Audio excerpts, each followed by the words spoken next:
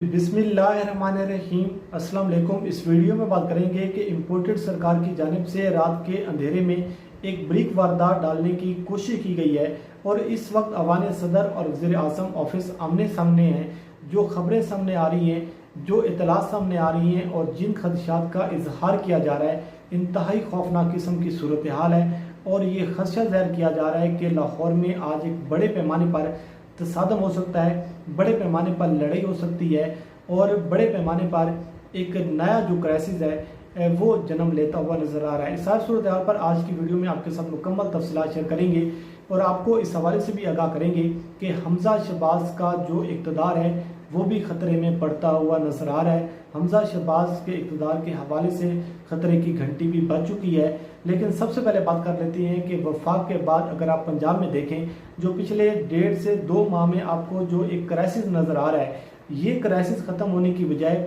अब दिन ब दिन बढ़ता हुआ नज़र आ रहा है। एक के बाद एक नया क्राइसिस है, एक के बाद एक नई खौफनाक किस्म की सूरत हाल है और एक के बाद एक नई आपको हर आने वाले दिन के साथ साथ आपको डेवलपमेंट नज़र आ रही है, नई से नई चीज़ें सामने आ रही हैं। लेकिन ये क्राइसिस दिन ब दिन बढ़ता हुआ नज़र आ रहा है। लेकिन इसका हल जो है वो एक ही हल है कि जब तक नए इंतखाबात का ऐलान नहीं हो जाता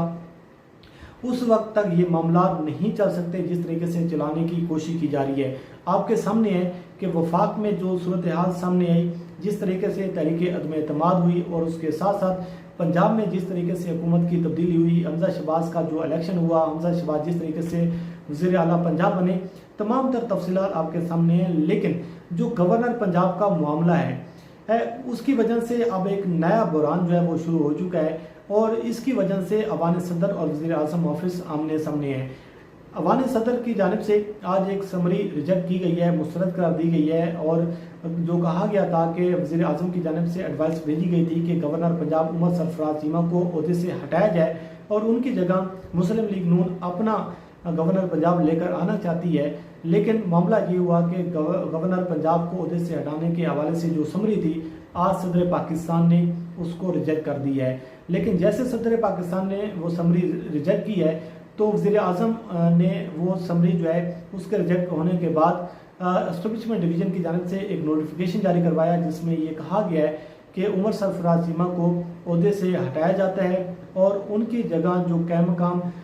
गवर्नर है वो स्पीकर पंजाब असम्बली को इख्तियारात सौंपे जाते हैं। अब मामला जो है एक नए बुरान की जानिब बढ़ता हुआ नज़र आ रहा है, एक नई लड़ाई की जानिब बढ़ता हुआ नज़र आ रहा है और खौफनाक किस्म की जो सूरत हाल सामने ये आ रही है कि सदर पाकिस्तान गवर्नर पंजाब को ओहदे पर बरकरार रखने के हवाले से अलामिया जारी कर चुका है और जैसे वो अलामिया जारी होता है उसके फ़ौरन बाद वज़ीर आज़म जो है वो सदर पाकिस्तान के इख्तियारात को क्रॉस करने की कोशिश कर रहे हैं और सदर पाकिस्तान के इख्तियारात को पास करने की वो कोशिश कर रहे हैं और उन्होंने कहा है कि एस्टेब्लिशमेंट डिवीज़न जो है उनके थ्रू एक नोटिफिकेशन जारी किया गया है। जो सदर पाकिस्तान की जानिब से अलामिया जारी किया गया उसमें ये कहा गया है वाज़े तौर पर कि गवर्नर पंजाब को सदर पाकिस्तान की मंजूरी के बगैर नहीं हटाया जा सकता। गवर्नर पंजाब को ओहदे से हटाना नामुनासिब और इंसाफ के तकाज़ों के ख़िलाफ़ है और सदर पाकिस्तान ने अपने अलामिया में ये वजूहात भी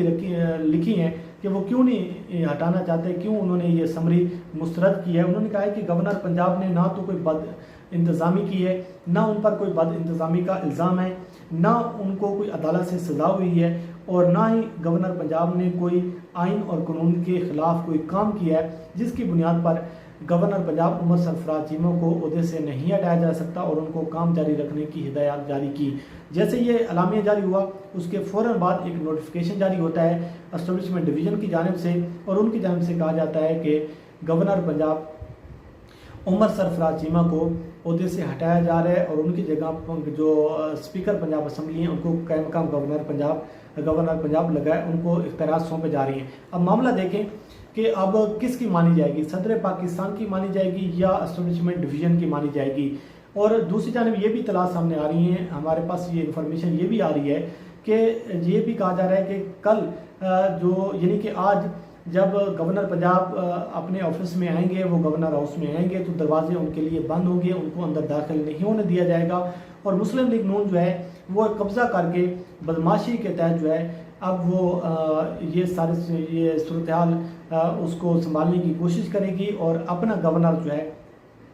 उस हवाले से लगाने की तैयारियां की जा रही हैं। लेकिन अब ये मामला जो है बिलाखिर ये अदालत में जाएगा, इस मामले को चैलेंज किया जाएगा। और राना सनाउल्लाह ने भी एक बयान जारी किया, उन्होंने भी ट्वीट किया था जिसमें कहा गया है कि सदर पाकिस्तान जो है वो वज़ीर आज़म की एडवाइस के पाबंद हैं। सदर पाकिस्तान जो है वो इमरान खान के गुलाम ना बने। अवान सदर PTI का सेक्रेटरीट नहीं है और इज़्ज़त के साथ गवर्नर पंजाब उमर सरफराज चीमा साहब को चले जाना चाहिए, और अगर वो इज़्ज़त के साथ नहीं जाना चाहते तो उनको फिर दूसरे तरीके से भेजा जाएगा। तो ये एक ट्वीट किया गया राना सनाउल्लाह की जानिब से। अब ये सूरत हाल है कि ये पुलिस राय से भी खबर सामने आ रही थी कि गवर्नर जो हाउस है उसके दरवाजे बंद कर दिए जाएंगे, जो उमर सरफराज चीमा साहब के लिए उनको दाखिल नहीं होने दिया जाएगा। और अब ये तहरीक इंसाफ ज़ाहिर बात है इस मामले को चैलेंज करेगी, ये मामला अदालत में जाएगा। और इसके साथ साथ आपके इल्म में है कि जिस तरीके से पहले अदालतों पर इतना ज़्यादा प्रेशर है आवाम की जानिब से, जो प्रेशर है अब कल अदालत में ये मामला जाता है तो अदालत किस तरीके से सदर पाकिस्तान के जो आर्डर है, जो एक अलामी है उसको बाईपास करेगी, उसको जो है वो कलअदम करार देगी। ये भी एक बहुत बड़ा सवाल है कि क्या अदालत जो है वो सदर पाकिस्तान के हुक्म को कलअदम करार दे सकती है। उनका जो अलामिया जारी किया गया है, जो समरी उनकी जानिब से रिजेक्ट की गई है, तो एक नया बुरान जो है वो अब सामने आकर खड़ा हो चुका है। और आज जब सदर पाकिस्तान के हुक्म के मुताबिक जब उमर सरफराज चीमा साहब जब वो जाएंगे गवर्नर हाउस, तो ज़ाहिर बात है वहाँ पर मुस्लिम लीग नून के लोग होंगे, मुस्लिम लीग नून के कारकुन होंगे, वहाँ पर पुलिस होगी। तो एक ये खदशा जाहिर किया जा रहा है कि तसादम हो सकता है। और आज जब उमर सरफराज चीमा साहब ने अरशद शरीफ को इंटरव्यू दिया तो उस इंटरव्यू में भी उन्होंने कहा कि अगर मुस्लिम लीग नून ने ये हथकंडे इस्तेमाल किए तो वो भी अपने लोगों को कॉल देंगे, उनको बुलाएंगे। इस तरीके से नहीं हो सकता। पिछली मरतबा भी उन्होंने लोगों को नहीं बुलाया, लेकिन इस मरतबा अगर ये गवर्नर हाउस पर कब्जा करने की कोशिश की गई तो हम इसको कबूल नहीं करेंगे। तो लाहौर में आज ये खदशा जाहिर किया जा रहा है कि एक बड़े पैमाने पर जो है तसादम हो सकता है, अल्लाह न करे तसादम हो, लेकिन ये ख़तरा ज़ाहिर किया जा रहा है। दूसरी जानब जो सूरत हाल है कि इमरान खान साहब मई में उनके मई के आखिर में लॉन्ग मार्च भी है और पंजाब का जो बुरहान है, तो ये मामला जो है इतने सादा नहीं है जिस तरीके से ये लिए जा रहे हैं। और फवाद जोहर साहब ने ट्वीट भी किया है कि मिठाइयाँ आप अभी ना खाएं और आप कल तक का इंतज़ार कर लें। ये ना हो कि जो मिठाइयाँ बांटी जा रही हैं, जो जश्न मनाए जा रही हैं, ये आपको दोबारा गम और आपकी इसमें तब्दील हो जाएं। दूसरी जानिब अब कल इलेक्शन कमीशन में यानी कि आज अब सुबह आज इलेक्शन कमीशन में समाअत भी है मुनर्रफ अरकान के हवाले से। जो 25 मुनर्रफ अरकान हैं पंजाब में, जिनके बलबूते पर हमजा शहबाज जो हैं वो वज़ीर आला पंजाब बने हैं, तो अब ये कहा जा रहा है कि अगर जो फैसला जो कुछ लोग ये इंफॉर्मेशन जो सामने आ रही है कि बहुत सारी ऐसी चीज़ें हैं कि इलेक्शन कमीशन जो है अब इसको कलअदम करार दे सकता है। जो हमजा शहबाज का इलेक्शन हुआ था उसकी वजह यह है कि आर्टिकल 63A की जो तशरीह की जा रही है कि आप जब वाज़ेह तौर पर आपने पार्टी की खिलाफ वर्जी की है, जब आपने पार्टी एक्ट के खिलाफ आपने वोट दी है, जब आपने पार्टी की पॉलिसी के खिलाफ आपने वोट कास्ट कर दिया है, तो आपका